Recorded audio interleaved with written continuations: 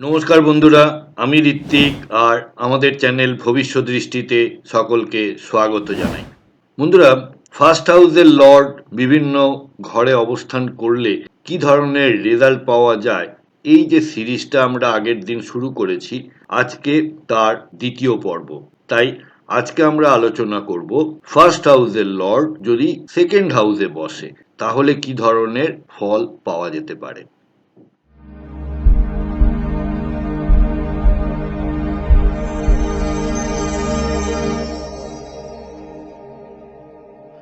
বন্ধুরা, যারা যারা আমার চ্যানেলটি অলরেডি সাবস্ক্রাইব করেছেন তাদেরকে জানাই আমার অসীম কৃতজ্ঞতা ও ধন্যবাদ। যারা এখনো সাবস্ক্রাইব করেননি তাদেরকে আমার বিনীত নিবেদন, প্লিজ চ্যানেলটি সাবস্ক্রাইব করুন এবং পাশে থাকুন।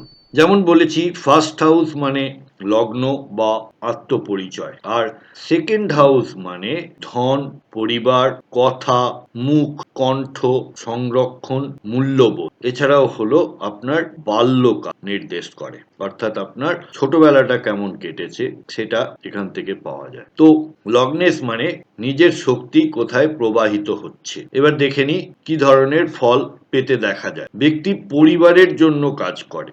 এই পরিবার কিন্তু সেই পরিবার নয় যাদের সঙ্গে আপনি থাকেন, আপনার বিগার ফ্যামিলি, মানে আপনার আত্মীয় স্বজন সবাইকে নিয়ে, কাকা, জ্যাঠা, মাসি, পিসি, এই পুরো ফ্যামিলিটার কথা বলা হচ্ছে।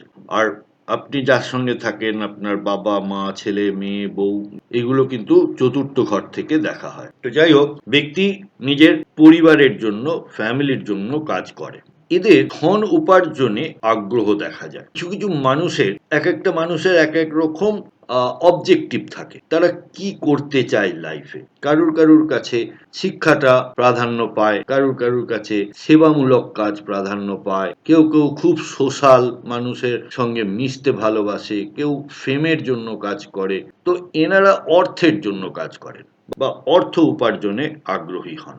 এরা কথার মাধ্যমে প্রভাব বিস্তার করতে পারে, সুবক্তা হয়ে থাকেন, নিজস্ব মূল্যবোধ নিয়ে চলেন, আর শুভ ফল হিসাবে এনারা ধনী পরিবারে জন্মগ্রহণ করে। চমৎকার কণ্ঠস্বর, লাইফের বিভিন্ন ক্ষেত্রে ফ্যামিলি এদের সঙ্গে সব সময় পাশে দাঁড়ায়। যে কোনো চড়াই উতরাইয়ে পরিবারের সহায়তা এনারা পেয়ে থাকেন, আর নিজের প্রচেষ্টায় ধন অর্জন করতে দেখা যায়। আত্মবিশ্বাসী, ভবিষ্যৎ পরিকল্পনায় পারদর্শী। আর অশুভ ফল বলতে পারিবারিক কিছু ঝামেলা ঝঞ্ঝাট। অশুভ ফল কখন হয় বলুন তো?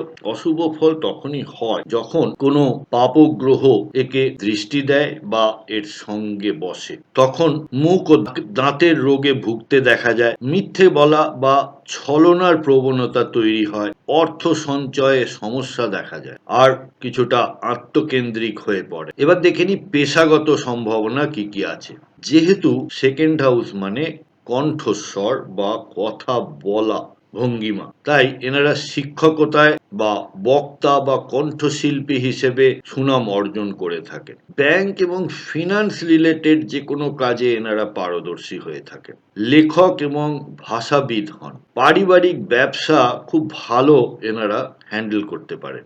এবারে দেখে নি যে লগ্নেশ যদি বিভিন্ন রাশির জন্য কি কি ফল দেন সেকেন্ড ঘরে থাকলে। মেষ রাশির অধিপতি, মেষ রাশির প্রথম ঘরের অধিপতি মঙ্গল, সে যদি দ্বিতীয় ঘরে বসে, ব্যাপারটা আমরা এইভাবে রিলেট করব। তো তখন পরিবার ও ধনসম্পদ নিয়ে উদ্যমী, কিন্তু এদের ভাষাটা কিছুটা রুক্ষ।